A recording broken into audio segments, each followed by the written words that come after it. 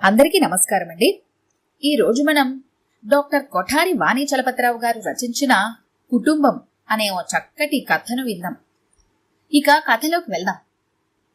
ఆకాశం అంచుల దాకా వెళ్ళినా ఎప్పుడెప్పుడు తిరిగి తన ఇంటికి తిరిగి రావాలని తొందర పెట్టేది, మనసును ఆరాట పెట్టేది అదే ఇల్లు అంటే. మన ఇల్లు అది పూరి గుడిసైనా పెంకుటిల్లైనా మనకు ప్రాణం. ఇల్లు అంటే మట్టి వెదురుతోనో ఇటుక సిమెంట్తోనో కట్టిన కేవలం ఒక నిర్మాణం కాదు.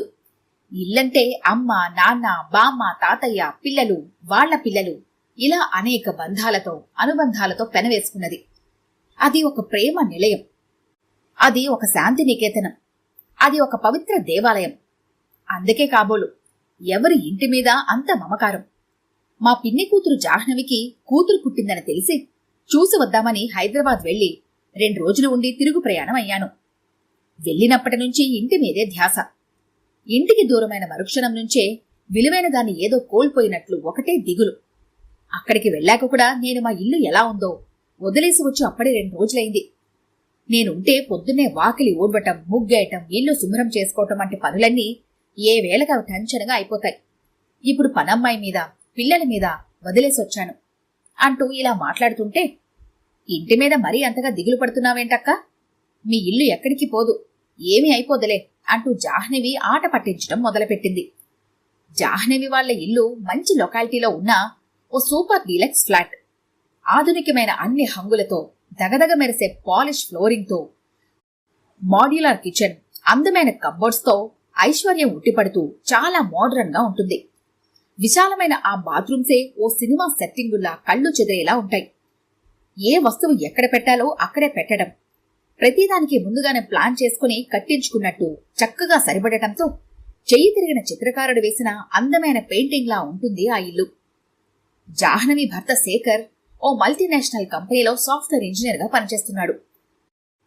కంపెనీకి ఎసెట్ లాంటివాడు కావటం, అప్పటికే తనకంటూ ఒక ప్రత్యేకతను, పొజిషన్ను సంపాదించుకున్నవాడవటం వల్ల సాఫ్ట్వేర్ రంగంలో ఏర్పడిన సంక్షోభం ఆయన దరిదాపులకు కూడా రాలేదు. మంచి మనిషి, మర్యాద మనన తెలిసినవాడు, అహంకారం, బిగుసుకుపోయితనం ఏమాత్రం లేనివాడు. చాలా ఫ్రీగా, ఆప్యాయంగా మాట్లాడతాడు.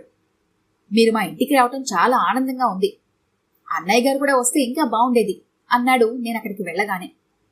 ఆయన ఇల్లు వదిలి ఎక్కడికి కదలరు. నేను అంతే అనుకోండి. మీ పెళ్ళైన దగ్గర నుంచి ఎప్పుడూ రాలేదు.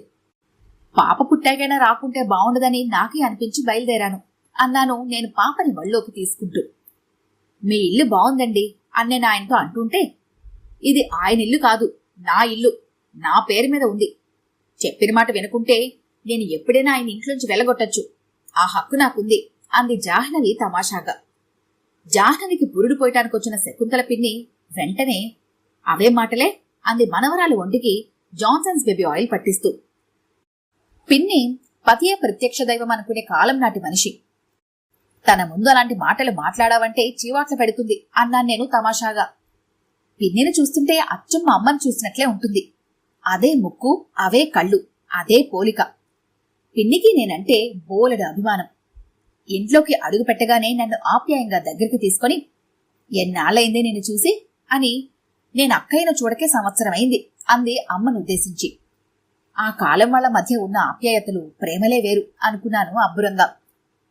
జాహ్నవి ఇల్లు బాగుంది, వాళ్ల కుటుంబం బాగుంది, అక్కడ నాకు దొరికిన ఆదరణ, మర్యాద బాగుంది.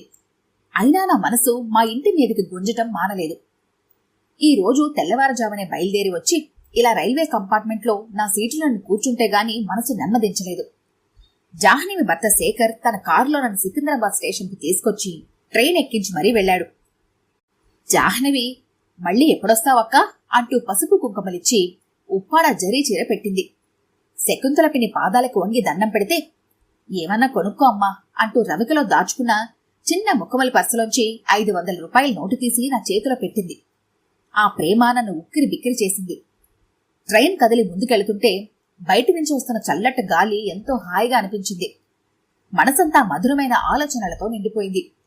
మనిషికి మనిషికి మధ్య ఉండే ప్రేమ బంధం ఎంత మధురమైనది, ఎంత మహత్తరమైనది. కుటుంబ సభ్యుల మధ్య ఉండే అనుబంధానికి సాటి వచ్చేది ఈ ప్రపంచంలో మరేదీ లేదేమో. అవతార పురుషుడైనా ఓ అమ్మ కొడుకే. ఎంతటి విశాల సామ్రాజ్యాన్ని పరిపాలించే చక్రవర్తి అయినా భార్య ప్రేమకు దాసుడే. రైలు మా ఊరి ప్లాట్ఫామ్ మీద ఆగగానే కిటికీలోంచి చిరునవ్వుతో దర్శనమిచ్చిన మా వారు కనిపించగానే అప్పటి వరకు నాలో కదలాడిన ఊహలు అక్షర సత్యాలుగా నా కళ్ల ముందు నిలిచినట్లయింది.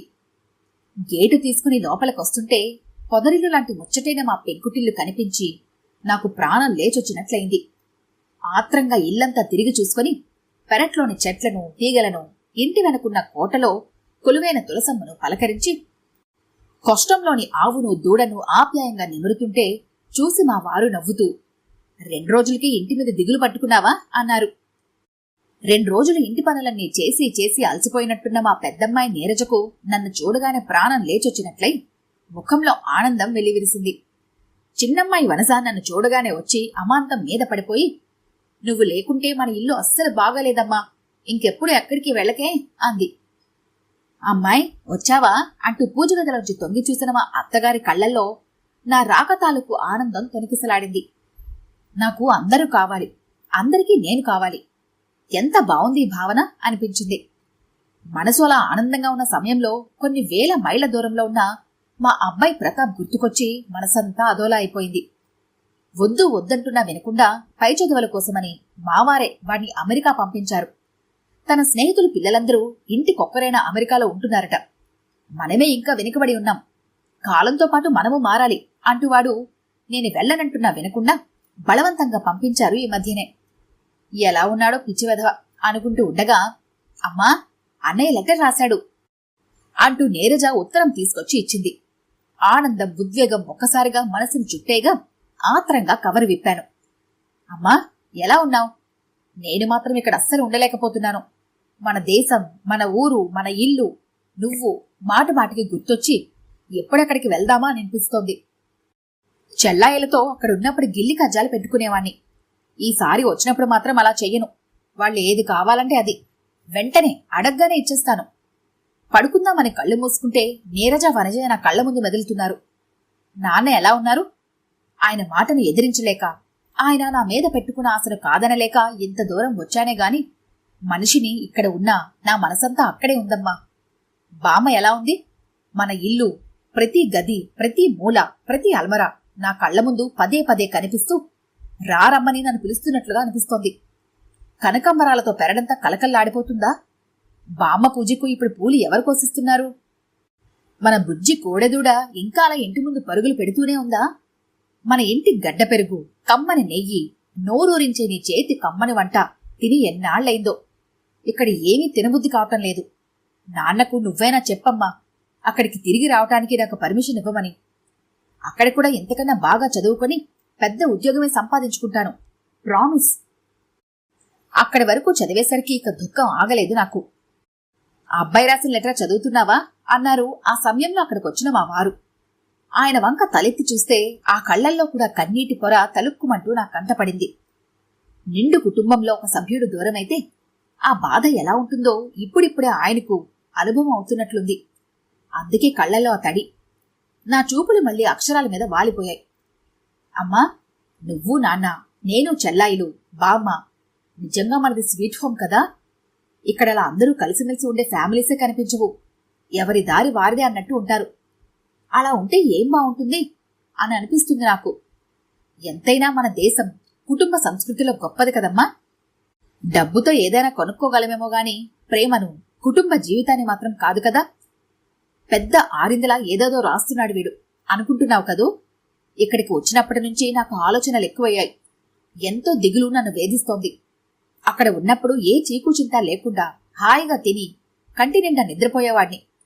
నా అన్నవాళ్లు ఎవరూ దగ్గరలేని ఒంటరితనం మనసుని ఆవహిస్తే ఎవరికైనా నాలానే ఉంటుందేమో.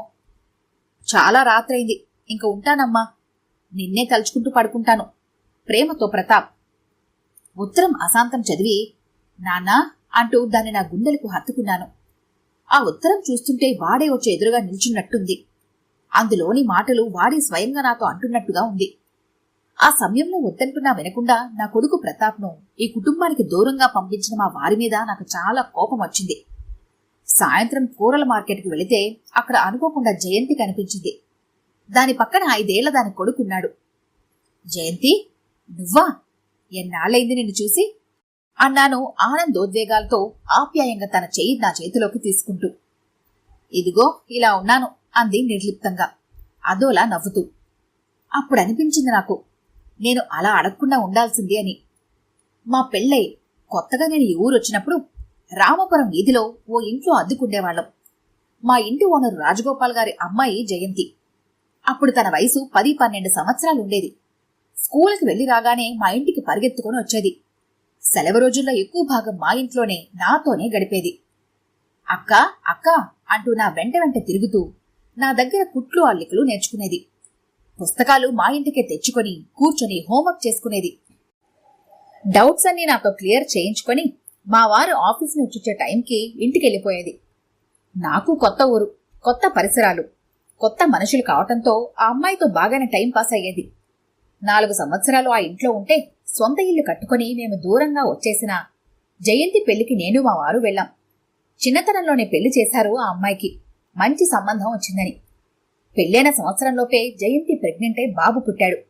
అప్పుడు వెళ్లి చూసొచ్చాను.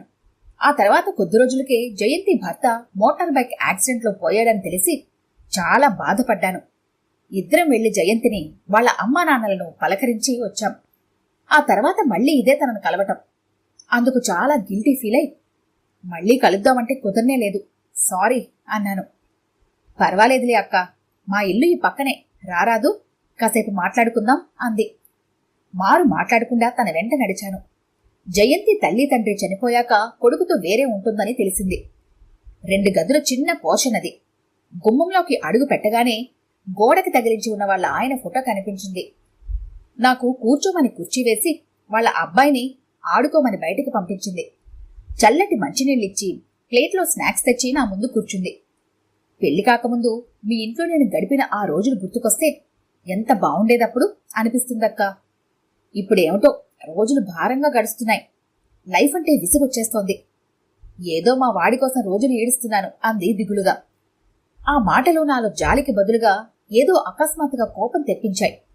ఆ కోపంలో మాటలు కూడా ఫోర్స్గా గొంతులో నుంచి దూసుకొచ్చాయి. ఇప్పుడు నీ వయసంత జయంతి? పట్టుమని 25 ఏళ్లు కూడా ఉండవు కదా. పెళ్ళే 2 సంవత్సరాలకే దురదృష్టవశాత్తు భర్తని కోల్పోయావు. ఆ దుర్ఘటనని తలుచుకుంటూ ఒంటరిగా ఇలా కాలం వెళ్లదీస్తుంటే చావాలని అనిపించగా బ్రతుకు మీద ప్రేమ పుట్టుకొస్తుందా? నీకు కొడుకు లేకుంటే బహుశా అంత పని చేసేదానివేమో. ఆలోచిస్తుంటే నువ్వు చాలా ఫూలిష్గా బిహేవ్ చేస్తున్నావేమో అనిపిస్తుంది అన్నాను నేను విసురుగా. నేనేం చేశానక్కా? బేలగా ప్రశ్నించింది జయంతి. చెయ్యాల్సింది ఏదీ చేయటం లేదనే నేననేది. ఈ కాలం పిల్లల్లా ఆలోచించు. నీకొక తోడు, నీ కొడుకొక తండ్రి చాలా అవసరం.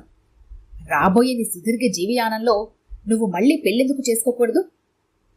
పెళ్ళా? నాకా? ఓ పిల్లాడికి తల్లినయుండి. వివాహ వ్యవస్థ ఉన్నది భద్రతను, సామాజిక గౌరవాన్ని, శాంతి సుఖాలను కలిగించడానికి కూడా. నీ కొడుకు తన స్నేహితులు వాళ్ళ తండ్రితో ఆడుకుంటున్నప్పుడు, స్కూటర్ మీద స్కూల్లో దింపటానికొచ్చినప్పుడు చూసి నాకు నాన్నుంటే బావుండేది అని ఈ పాటికి ఎన్నిసార్లు అనుకుని ఉంటాడో ఎప్పుడైనా ఆలోచించావా జయంతి? నువ్వు చనిపోయిన తండ్రిని వాడికి ఎలాగూ తెచ్చి ఇవ్వలేవు. నువ్వు మళ్లీ పెళ్లి చేసుకుని ఓ కుటుంబాన్ని ఏర్పరచుకొని నీ శిథిల జీవితాన్ని నువ్వు పునరుద్ధరించుకోవటమే కాక వాడి జీవితంలోని లోటును తీరిస్తే ఎంత ఆనందంగా, ఆరోగ్యంగా పెరుగుతాడు అంటూ ఆరాటంతో నేను చెబుతుంటే జయంతి కంగారుగా, భయంగా, అది పాపం కాదా అక్క? సమాజం నన్ను వేలెత్తి చూపదా? ఆ వచ్చే కొత్త వ్యక్తి బాబుని మనస్ఫూర్తిగా స్వీకరిస్తాడని ఎలా నమ్మమంటాం? అంది అనేక సందేహాలు మనసును పట్టి పీడిస్తుండగా. సమాజం నువ్వు అనుకున్నట్టు ఇంకా అలానే లేదు జయంతి, చాలా మారింది. ఇప్పుడు మంచి మనుషులకు ఈ లోకం గొడ్డుపోలేదు. ఆ పాతకాలపు ఆలోచనల నుంచి, సమాజ భయం నుంచి వెంటనే నువ్వు బయటకొచ్చాయి. చెదిరిన నీ జీవితాన్ని నువ్వే తీర్చిదిద్దుకో. నువ్వు భయపడి కొత్త జీవితానికి దూరంగా పారిపోతే నష్టం నీకు, నీ కొడుక్కే. నిన్నేమీ 20 ఏళ్ల బాలాకుమారుని పెళ్లాడమంటం లేదు. నీలాగే జీవితంలో నష్టపోయి ఒంటరిగా బతుకుతున్న మగవాళ్లు ఈ సమాజంలో ఇంకా చాలా మంది ఉంటారు. నీ నిర్ణయం మరో మోడివారిన జీవితాన్ని నిలబెట్టబోతుందన్న విషయం నీకు సంతృప్తినే ఇస్తుంది కదా అన్నాను. జయంతి నమ్మశక్యం కానట్లుగా నా వంక చూసింది.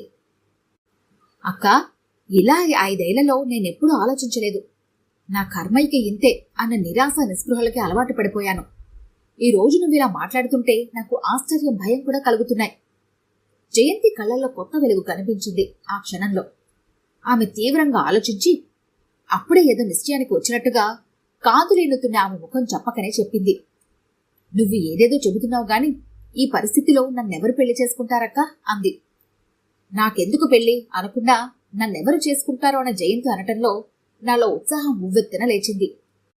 మెదడు అక్కడికక్కడే చురుగ్గా పనిచేయటంతో వెంటనే మా శకుంతల పిన్ని కొడుకు భరద్వాజ నా కళ్ల ముందు నిలిచాడు.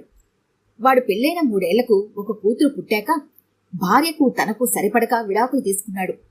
ఆధునిక భావాలను, విపరీత పోకడలను పురికిపుచ్చుకున్న ఆ అమ్మాయి సాంప్రదాయబద్ధమైన మా పిన్ని కుటుంబంలో ఇమడలేక డైవర్స్ తీసుకుని పిల్ల తన కెరీర్కు ప్రతిబంధకమని బిడ్డను కూడా వదిలేసి వెళ్లిపోయింది.